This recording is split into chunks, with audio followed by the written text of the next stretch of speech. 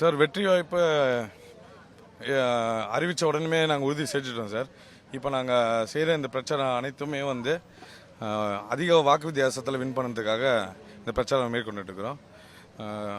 ரெண்டாவது, திமுகன்ற ஒரு ஆட்சி இங்கே மக்களை எவ்வளோ அவல நிலையில் வச்சுருக்கு, மேம்படுத்தாமல் வச்சுருக்கு. அவங்கள வந்து முக்கியமாக சொல்லணும்னா ஒரு கொடுங்கோல ஆட்சியாக இருந்திருக்கு இந்த கடந்த 5 வருடம். அதுக்காக மக்கள் ஒரு பெரிய மாற்றத்தையும் எடப்பாடியார் ஆட்சியும் எதிர்பார்த்து கொண்டு இருக்கிறாங்க சார்.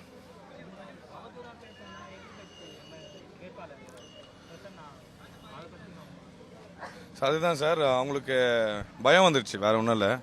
பயந்து போய் அவங்களால என்ன விஷயத்தை வந்து பேச முடியாமல் தனி மனிதல் தாக்குதலில் இறங்கிட்டாங்க. எப்பவுமே எங்களுடைய லாஜிக் இல்லாமல் பேசுகிறதும் பொய்யான ஒரு விஷயத்த சொல்கிறதும் தான் அவங்களுடைய பழக்கமே. மக்களுக்கு செஞ்ச நல்லதை சொல்லி வாக்கு கேட்கறத விட ஆப்போசிட்டில் என்ன பண்ணுறான், அவங்க என்ன பண்ணல, அந்த அரசியல் அவங்க இறங்கிட்டாங்க. கண்டிப்பாக அது டேக் ஆஃப் ஆகாது சார். ஆட்டோமேட்டிக்காக இதுதான் டவுன்ஃபால் தான் உங்களுக்கு.